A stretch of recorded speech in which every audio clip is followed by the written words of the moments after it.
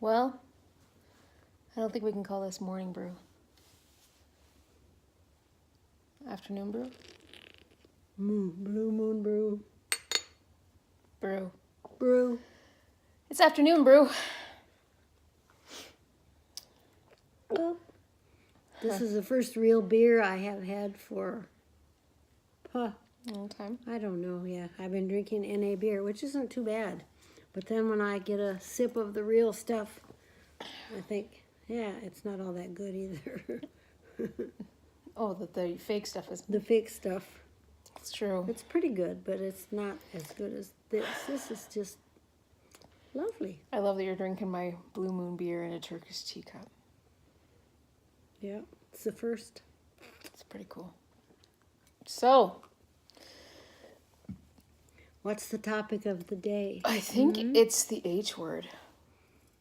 Should I say what it is? Mm-hmm. The H word is hospice, which conjures up many definitions for many people. Years ago, there was a hospice in Austin. It was the Catholic nursing home. It was called Sacred Heart Hospice. And it just meant a refuge, a place for people to go who needed care. And I used to go there to visit some women who were residents there. What is hospice? What did hospice mean to you before now, when it had nothing to do with us?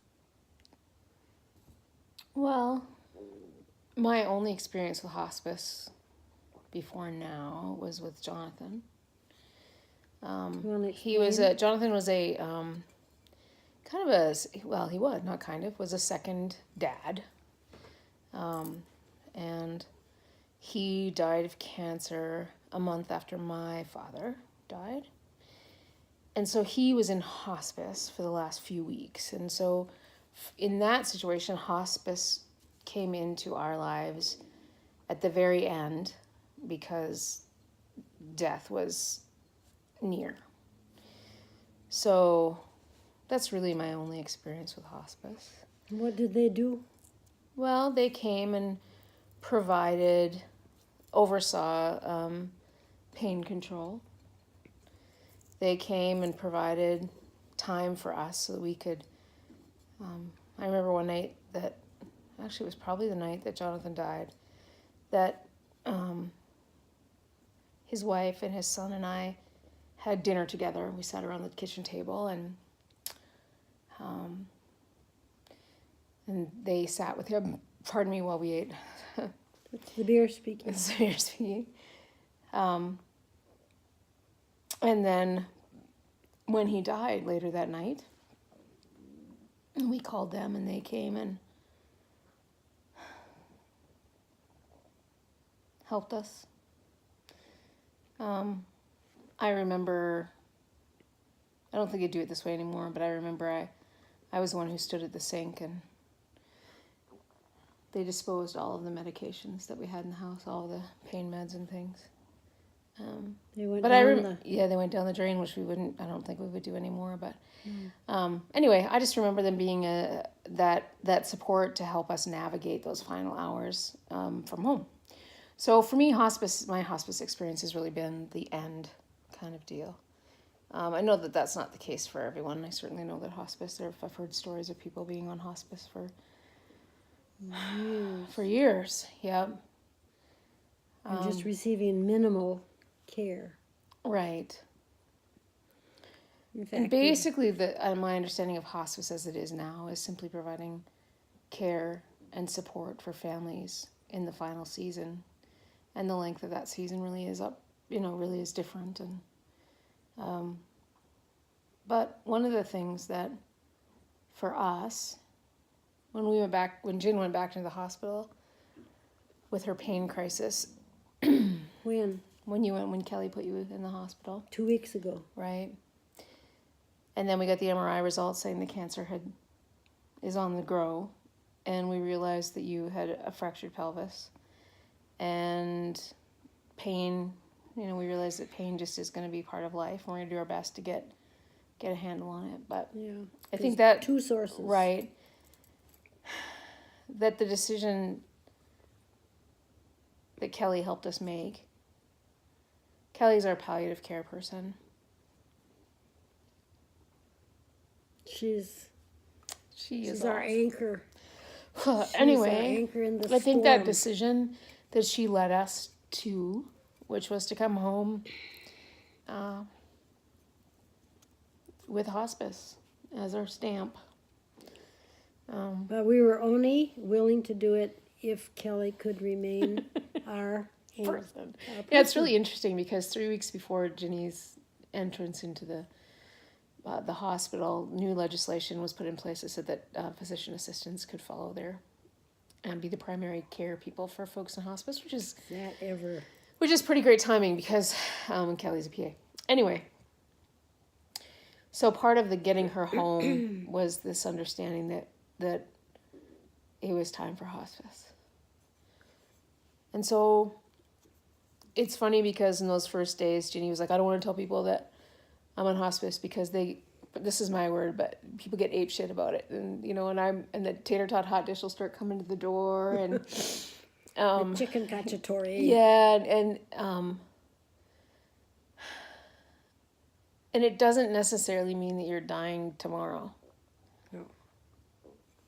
But it has that connotation, right, or that ring to it. Right. But it does mean that you're dying. Yeah. At a faster rate than I had thought. There we are. So what I also know to be true, I was talking to a friend who we were talking about hospice, and she said, this getting to this point means that it may catch us by surprise and may go faster than we think, or it may not.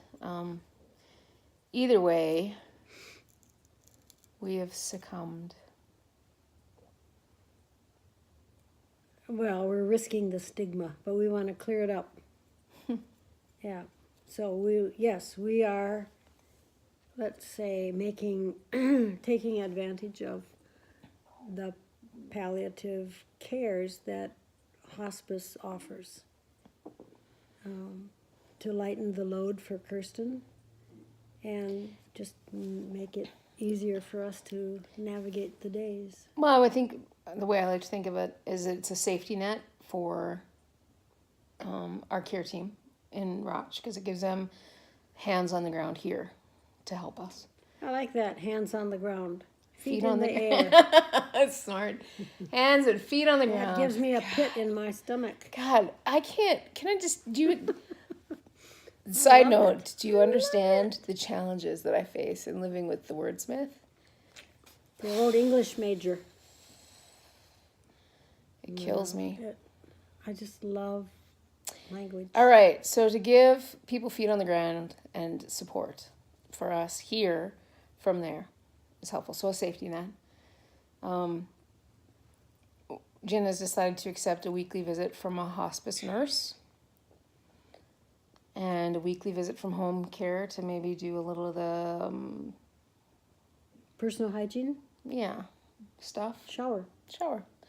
Certainly we've done that till now, but it's just getting her in, I don't even know, just getting us on the way to having some help, so when we need more help, it's not a totally new idea. So that when you go back to the high school, you can have peace of mind. That you're clean? That I'm clean. And that some of the bases are covered, and you won't have to do these things. Right. Because somebody else is overseeing them. Okay? Yeah. What else? Right. The main thing is to understand that hospice is very wide-reaching.